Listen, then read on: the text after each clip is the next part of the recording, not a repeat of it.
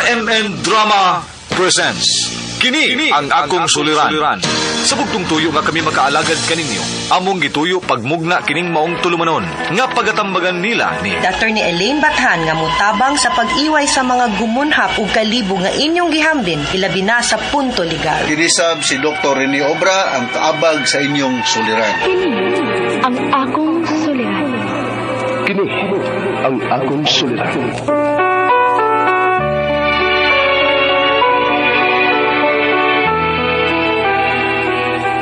Sa atong pagkaymugso ng kalibutan, gikalawaan at ang daan sa atong suliran. Ang suliran mo'y kabahin sa itong inadlang panginabuhian. Aba na doon ay suliran nga dili mo mapasan nga ikaw ra. Nagkinahanglan kag katabang aron sa pagsulbad ni ini. Nagkinahanglan kag kahayag na mo'y mulamdag sa imong unahuna. Ug tungod ni ini, natawag kini nga atong tulumanon nga naguluhan. Kini ang akong suliran. Kini ang akong suliran. Mga minugbong duwa nga matapos lang sa usa ka hugna, mga kinutlog gikan sa mga suwat sa mga minahal namong tigpaminaw. Busa kung aduna kamoy suliran nga naggumon karon sa inyong galamhan, suwata ka na ug ipadala ning atong tulumanon. Kini ang akong suliran. Aron kabuhatan ka na og duwa sa kahanginan ug pagatambagan sa mga bulawanong hunahuna.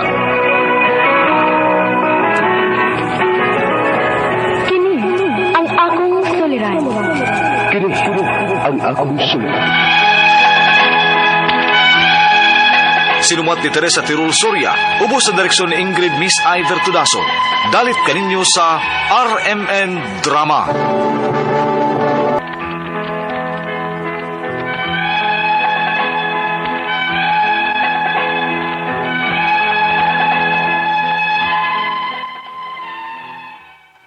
Mayong adlaw kaniyong tanan nga nagpaminaw karon ng tulumanon, kini ang akong suliran.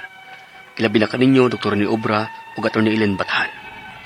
Ingon man sa mga artista nga maghatag kinabuhi ning akong suwat suliran. Ako si Rodrigo, hingkod ang pangitaron. Menyo ug may anak. Taga Ormoc City. Punto medikal kining akong suliran. Kabahin kini sa nahitabo sa akong mata. Doon na magud ko'y anak nga may diferensya sa pangisip. Aron yung sabtan, ingon ini ang mga panghitabo.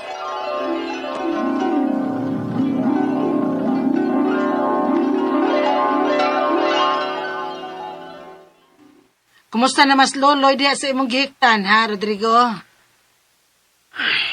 Mao lang gihapon, ma. Wild lang gihapon, maong kinahanglan lang jud nga siyang hiktan mo kay manghilabot maglang tao. Bisan na gani nato nga iyang pamilya. Ay, pastilan. Kung doon na palang unta tay kwarta, ato na unta nang napatambalan si Loloy. Pero giadto biton na mo sa doktor sa una, ma. Sa dili pa kayo siya grabe. Wa may findings ang doktor dito. Giadto na po na namog Bisaya, kanamang mananambal. Ang ingon, gipadautan. Gibalik-balik na nato dito sa tambalan. Isamot maghinuon ang iyang kahimtang human sa pila ka tuig nga nakalabay. Nadawat na ako mga may diferensya yun sa unahunang akong anak na si Luloy. Ug ati manunon na kaayo. Sobra pa'y nag-atiman tagbata nga way buot. Kaluoy sad sa bata. Ulit tao na baya unta na. Mao lagi unta, ma. Ay, kita pa mang yung pobre taon ang naatlan o gingon anang kahimtang, oy. Kay kun may igo pa lang siguro ang kwarta, atong mapatambalan no klaro na si Luloy. Gusto unta kong maparayagan ng bata, kay parayagon baya kaayo na sa una na ako. Karon, di naman gid no unta makaduol. Dili lang yun mo kumpiyansa, ma. Kibasin makasanay noon si Luloy na to. Nay, nitanaw baya na to ay. Loy, musta naman ka diha, apo ko? Ginoo ko! Ginoo ko!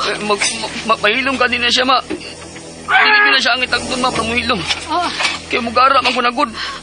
O, basin doon na si naroon na ang buhaton ba? Ginoo ko! Ama, ako sa rin tunulan ng kaon, ma, kay basin gigutom sa siguro ni.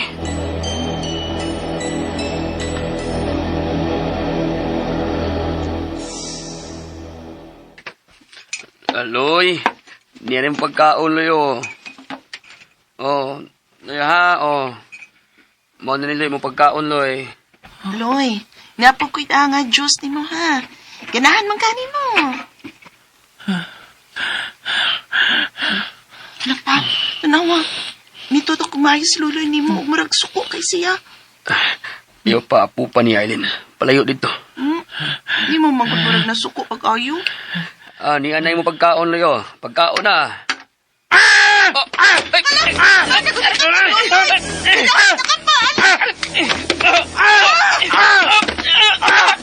Akong mata! Ay, kasakit!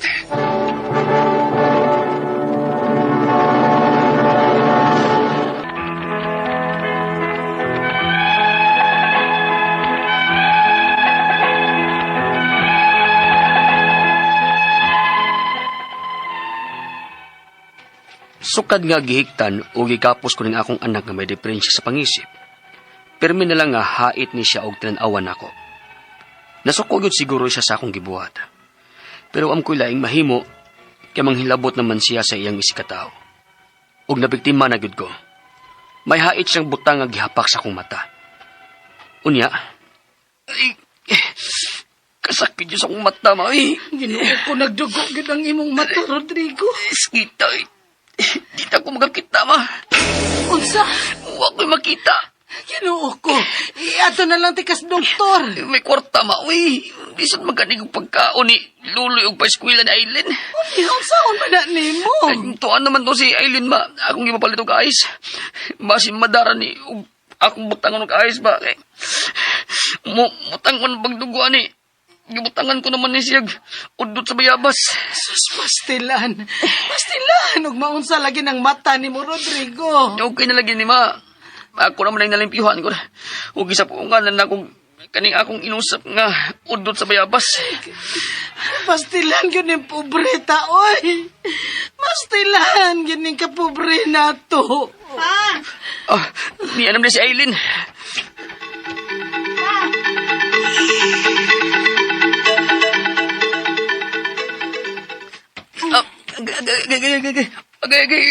Pa, sure ka?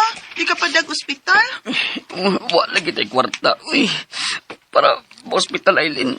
Isod maganitag para kaon na to. Okay na ni. Kay wala magdugo ang mata. Unsang kayo nagkaigo anak pa, no? Murag may gunita man tong hait si Luloy. Bato siguro. Sa jud ko makabantay ko na. Yawang luloy pa, uy. Mangunay naman na to.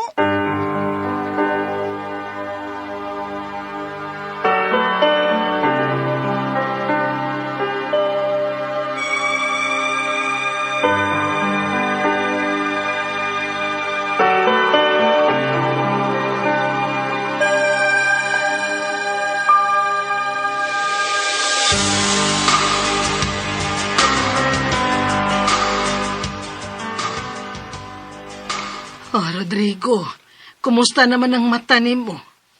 Sige man lagi gihapon na nimong gisampuungan. Ay, hingpit na yung nabutang pikas kong mata, ma. Unsa?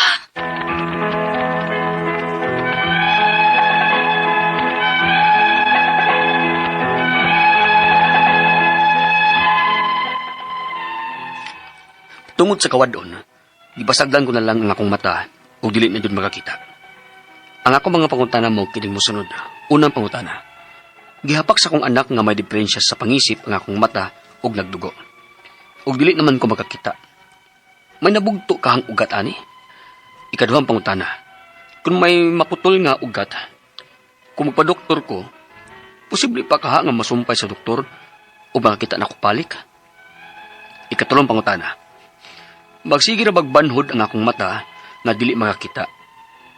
Kung mapadoktor ko ani, mga pila man kahay bayranan ug asa ko nga doktor mo adto. Ikaw pa ug katapusang pangutana. Ang bahin sa akong anak nga may diferensya sa pangisip.